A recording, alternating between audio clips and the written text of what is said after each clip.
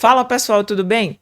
Nesse vídeo de hoje eu vou trazer estratégias para a sua prova da PM de Pernambuco. Você que quer estar dentro das vagas desse concurso, não deixa de assistir a esse vídeo. E é jogo rápido, tá? Nem vou editar esse vídeo nem nada, eu vou passar direto aqui.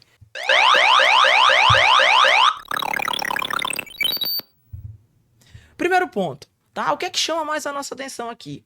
O número de vagas, 2.280 vagas, tá? No nosso concurso aqui para a PM de Pernambuco. Mas não se engane, tá? Porque às vezes o cara que olha aqui, ou a garota olha aqui, tem muita vaga, não precisa estudar. Lê do engano, tá? Primeiro erro aí que você vai cometer é se achar que não precisa estudar para qualquer matéria. É por isso que a gente vai traçar aqui estratégias para essa sua aprovação. São 2.280 vagas para ampla? São 120 vagas para PCD? Sim, a taxa de inscrição aí alta, né? R$ 180 é um pouquinho pesado. Mas pensando, né, que é um investimento que você está fazendo em você, para que você possa garantir aqui esse soldo de R$ 3.419,88, vale a pena, não é não? Então vamos lá. Vamos lá, porque hoje não tem aqui demora, não tem pedido de nada. Vamos para aqui para bater em cima do nosso edital. Pessoal, o seu edital está dividido em uma prova objetiva e uma prova discursiva. Inicialmente, né? Porque você só vai para os exames médicos, TAF e avaliação psicológica e psicotécnico depois que passar por essa primeira etapa. Então vamos lá. Na sua prova objetiva, ela tem 60 questões. E cada questão vale um ponto. De antemão, já digo a vocês, não tem peso diferenciado para matéria nenhuma. Tá? Não tem um peso diferente. O peso é para você. O que é que você sabe mais e o que você sabe menos. Mas na sua prova não tem peso. E o que é que isso quer dizer num primeiro momento para eu traçar minha estratégia? Não tem isso de passar mais tempo estudando determinado bloco e esquecer de outro não. Certo? Porque aqui, ó, como a prova está dividida em 3 blocos, observe. Bloco 1, português e história de Pernambuco, 20 questões. Bloco 2, nós temos raciocínio lógico e informática, mais 20 questões. Bloco 3, constitucional, direitos humanos e legislação extravagante, mais 20 questões, tá? São 20 questões no total? Não, são 10 de português, 10 de história, 10 de raciocínio lógico, 10 de informática, 10 de constitucional, 10 de direitos humanos e legislação extravagante. Então, para aquele concurseiro que adora passar a maior parte do cronograma só estudando direito, estratégia errada. Estratégia errada por um motivo. Aqui nós temos uma prova dividida por blocos. E já te explico isso. Já te explico porque vai ser estratégia errada se você demandar mais tempo para uma matéria, assim, mais tempo. Minha semana está toda distribuída aqui com direito. Não é assim. Vem aqui comigo. Candidato para ser aprovado na prova objetiva deverá, além de não ser eliminado por outros critérios estabelecidos neste edital, a linha A aqui, ó, obter no mínimo 30% do total de pontos em cada bloco de questões. Então vamos lá. Deixa eu voltar aqui para vocês. O cara, para ser aprovado, vai ter que obter no mínimo 30% de cada bloco. Se cada bloco tem 20 questões, no mínimo, para o cara ser aprovado, ele tem que fazer aí, ó, 6 questões. Mas, gente, outro ponto. Num concurso alto como esse, para você só fazer 6 questões num bloco de 20, você teria que estar muito bem nos outros 2 blocos, tá? Você teria que estar fechando o primeiro bloco e o segundo, ou quase fechando, para você ter condições aí de estar concorrendo, certo? E por que eu tô falando isso? Porque se a gente vai para passar, a gente já aumenta aqui a régua, tá? Não fica estudando mais ou menos, não. A gente aumenta a régua, aumenta a nossa responsabilidade, mas sem pressão, tá? Por quê? Concurso é ciclo. Recentemente estava tendo a IPM da Paraíba. Agora a gente já está aí com 2.280 vagas na PM de Pernambuco. Concurso é ciclo. Então, para de estressar. O único concurso que eu vejo que demora 10 em 10 anos é o da Polícia Civil aqui de Alagoas. 10 em 10 anos para ter outro concurso. Volta aqui, volta para as nossas estratégias. Você tem que fazer no mínimo 30% de cada bloco. Só que ele também traz outro requisito. Ele fala que você não pode zerar, ó, não obter pontuação igual a 0 em qualquer das áreas de conhecimento da prova objetiva. O primeiro critério que ele deu foi, você tem que fazer no mínimo 30% de cada bloco desse. Segundo critério, você não pode zerar nenhuma matéria, tá? Se num primeiro momento você tem que fazer 30% de cada bloco, o segundo critério é, eu não posso zerar nenhuma matéria. certo? Então, vamos lá. Como é que eu organizo isso num cronograma? Eu sou o cara que sou muito bem, ou a garota que estou muito boa aqui em português. Só que história de Pernambuco, como é uma matéria muito específica, eu não estou bem, Thaisa. Então eu vou precisar, dentro desse bloco, se eu tinha por semana para estudar, ó, digamos que eu tenho, vamos lá, para uma pessoa que está com um tempo mais ou menos, uma pessoa que tem 20 horas por semana para estudar. A pessoa só tem 20 horas, tá? Então vamos lá, vamos dividir por blocos. 20 horas, bota aí mais uma hora que tu arruma para essa conta ficar mais fácil. 21 horas você tem por semana para estudar. Então você vai ter aí 7 horas para cada bloco, certo? O que é que você vai fazer? Se você tá bem em português e ruim em história, dessas 7 horas, deixa só 2 para português e 5 para história. Thaís, eu tô bem em raciocínio lógico, mas estou mal em informática. Mesma coisa, diminui a proporção da matéria que você tá muito bem. Se você é o cara, ó, é muito comum nessas carreiras policiais a gente tá com um score altíssimo de constitucional. Se você já tá muito bem em constitucional, como é que eu vou proceder esse meu estudo? Vou ficar assistindo aula e mais aula, vídeo aula e PDF de constitucional? Não. Se eu sou a pessoa que já estou fechando constitucional nas últimas provas ou nos meus simulados, o que é que eu vou fazer? Constitucional. Eu vou estudar por revisão de questões e pelas minhas revisões. Mapas mentais, Anki, ou um resuminho aí que eu consiga para que eu possa ter mais tempo nas matérias que eu não estou tão boa, tá bom? E por que eu tô falando isso? Cada matéria, ó, o nosso cronograma, ele não pode ser igual para todo mundo. Eu tô trazendo aqui formas de você montar o seu.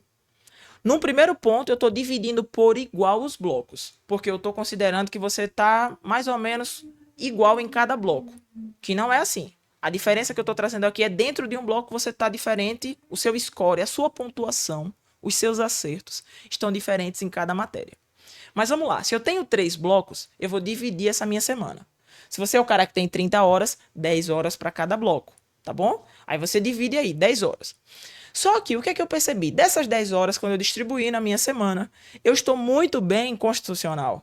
Então eu vou diminuir, deixo 3 horas para constitucional e o restante dessas horas eu vou investir no estudo de direitos humanos e legislação extravagante, naquela semana, tá? Se for o caso de raciocínio lógico e informática, Thaís, eu tô bad em raciocínio lógico e informática.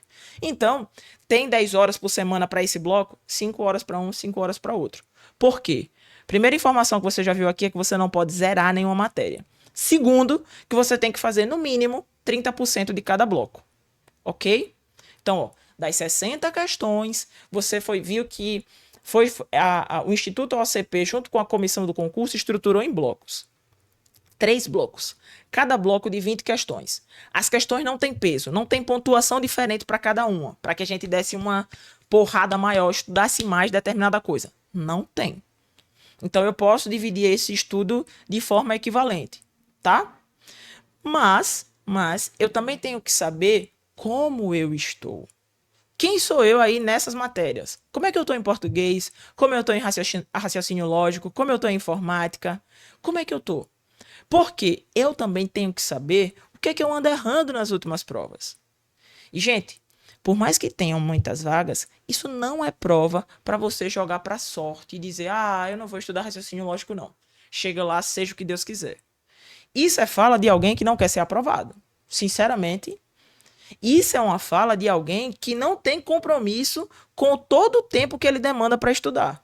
Porque, ó, se eu estou me matando para estudar português, história, constitucional, direitos humanos e tal, e tô jogando raciocínio lógico pro canto, eu não tenho compromisso com o que eu tô fazendo com as outras matérias. Porque se eu tô investindo ali, tô demandando tempo, tô com um estudo sério, de responsa, nas outras matérias, e chega nessa eu digo que tô nem aí, poxa, pra mim, você tá levando todas as outras, colocando tudo em risco. Tudo que você tá fazendo, você tá colocando em risco. Entenda, a nossa prova não tem peso diferente. Ela não fala aqui, ó, no nosso, ó, valor por questão de pontos, 1 ponto para cada questão. São 10 questões por matéria, que serão divididas em blocos. O outro ponto aqui que eu quero falar com vocês. O terceiro ponto é que ele nos diz que você deve obter, no mínimo, 30% do total de pontos da prova objetiva. Se nós temos 60 pontos, ele está dizendo aí que você tem que ter no mínimo aí o quê? 18 pontos. Você precisa obter no mínimo 30% do total de pontos da prova objetiva. Então, já vai aí mirando nos 18 ou 20 pontos dessa prova. Mas, gente, isso é muito pouco para o cara que quer ser aprovado. Eu sei que, ó, fica aqui até o final desse vídeo, porque eu vou trazer o ouro mesmo, de tudo que eu tô falando até aqui. Porque é a segunda parte da prova, que é a redação. Isso vai fazer você, que tirou uma nota ruim na objetiva, ter chances de ser aprovado. Então fica aqui até o final. E é um vídeo curto. Esse vídeo vai ser curto. Então vamos lá. Eu tô falando para vocês que vocês têm que obter 30% da pontuação na prova objetiva. É possível? É possível. É possível sim.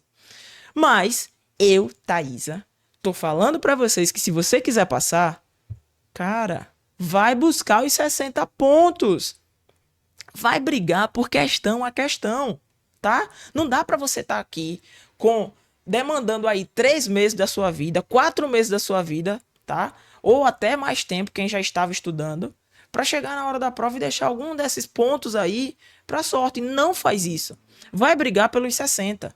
E realmente, reta final é momento de você dar aquele sprint. De você se esforçar um pouco mais, de você estudar um pouco mais. Claro, cuidando aí da sua saúde mental, certo? Vamos lá, que eu ainda tenho muita coisa para falar hoje. Observe isso aqui. O outro ponto da nossa prova, deixa eu trazer aqui, peraí. O outro ponto da nossa prova é a parte discursiva. E por quê? Se a objetiva soma 60 pontos, a discursiva ela traz pra gente 40 pontos. Sabe o que isso quer dizer? Que o cara que estava em primeiro lugar na objetiva, ele pode ir para a posição 1000, se ele não fizer uma boa redação. Porque pode ter gente que faça exatamente isso aqui, ó. Tá? Tudo pode acontecer. Se eu tenho 40 pontos da redação, e por que eu estou falando isso? Eu estou falando isso diante dos critérios que a banca elegeu para pontuar a sua redação. Tá? Deixa eu ler aqui, ó, o que ele trouxe sobre a discursiva. Quando ele começou a falar sobre a discursiva. Ó, primeiro ponto que a gente traz aqui, ele fala: a prova de redação será elaborada a partir de um tema proposto baseado em um ou mais textos ou fragmentos de texto. O candidato adotará uma linha de abordagem utilizando a tipologia textual dissertação. A banca já falou para você qual é o tipo de texto que ele quer que você escreva. É um tipo de texto dissertativo, certo? Nessa sua dissertação, ó, ele fala aqui que você vai precisar fazer o quê? Argumentar.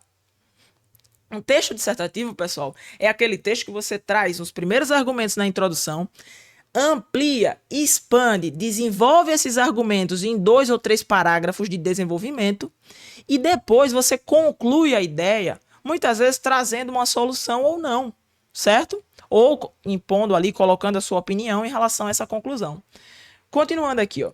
O seu texto deverá apresentar valores, opiniões, crenças, hipóteses, ideias, em suma, os aspectos axiológicos ou cognitivos para esse tipo de produção textual. A banca já entregou para você a tipologia do texto. Mas tem mais. Ela também já entregou para você como você vai pontuar nesse texto. Olha só. Primeiro critério é atendimento e desenvolvimento do tema, informatividade e argumentação. 10 pontos. Vi o texto, consegui desenvolver o tema, tá? Sabendo ou não do tema, consegui desenvolver ali aquele tema. Elaborei ideias, argumentos, fechei ali, arrematei numa conclusão.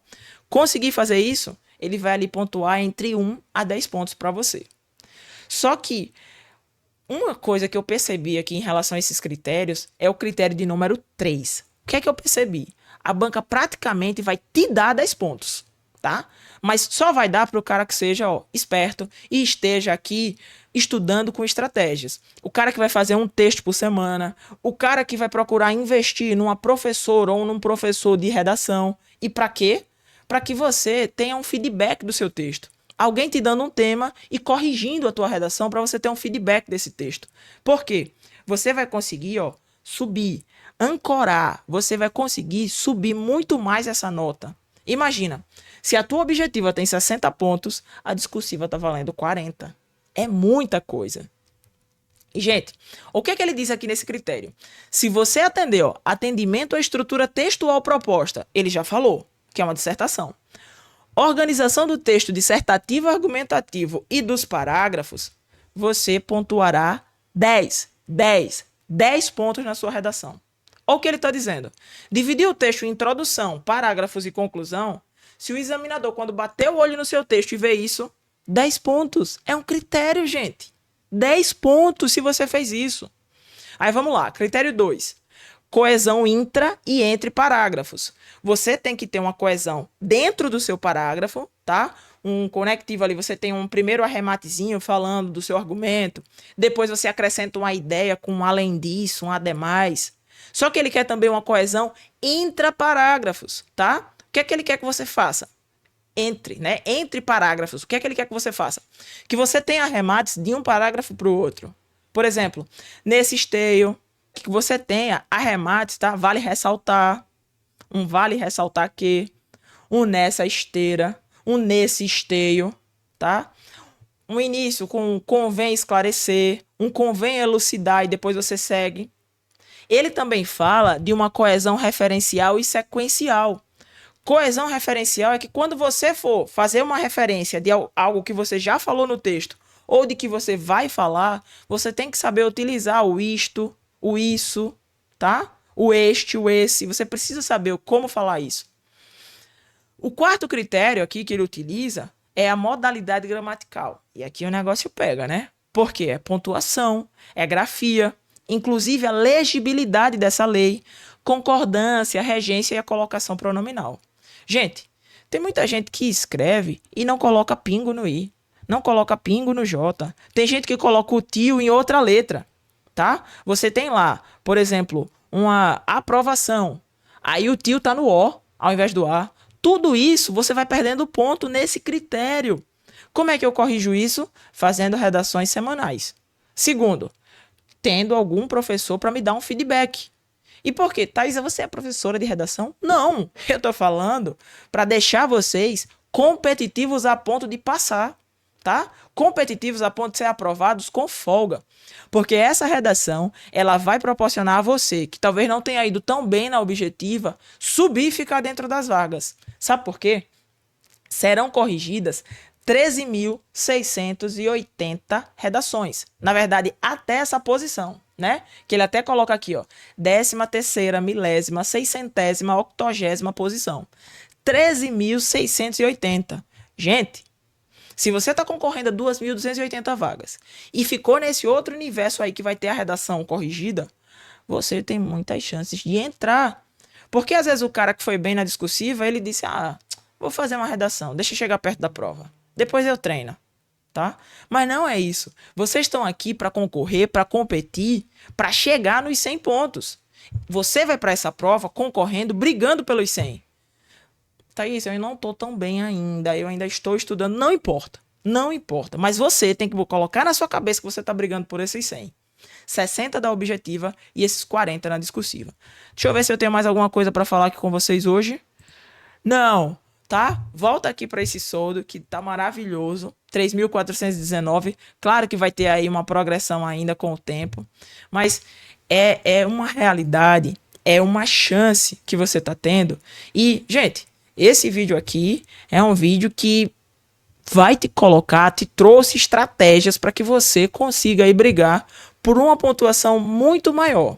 Se você é o cara que estava só seguindo as aulas do cursinho, se você é o cara que estava estudando sem muita estratégia, sem definir, ou comprou um cronograma aí pronto, padrão, olha o que eu estou dizendo. Analisa as tuas necessidades.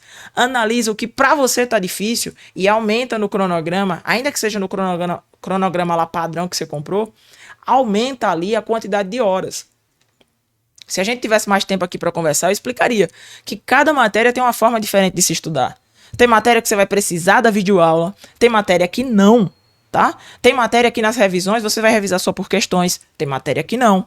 Tem matéria que você já tem flashcards, que você já tem mapas mentais, revisa por elas, tá? E tudo isso, você tem que ter o seu termômetro. Como eu estou em cada matéria dessa? Como é que eu estou me saindo em cada matéria dessa? Para que a partir daí eu consiga montar um cronograma para me deixar competitivo.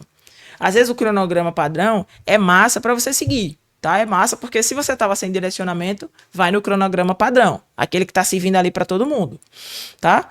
Mas quando você sabe quais são as suas deficiências, quando você sabe o que é que você tá precisando fazer para melhorar, não tem pra ninguém. Porque tu acha que depois os caras que passam voltam pra dizer aqui, ó, agora eu tô lançando um curso, agora eu tô lançando uma mentoria. Porque esse cara estudou com estratégia. Esse cara não jogou pra sorte a aprovação dele não, tá? Esse cara assumiu uma responsabilidade e seguiu. Então, pega esse vídeo, assume essa responsabilidade aqui pra você. Mas se você gostou desse tipo de conteúdo, não sai desse vídeo sem deixar o teu like, tá? Se inscreve no canal. E se ficou com alguma dúvida desse edital, vem aqui nos comentários e deixa esse teu comentário para que eu possa depois, a gente possa conversar e eu tentar sanar essa dúvida, tá? Queria trazer estratégias para poder alavancar aí a aprovação de muita gente, principalmente dos meus alunos, com certeza. Assistam esse vídeo com muito carinho e vamos brigar por uma vaga.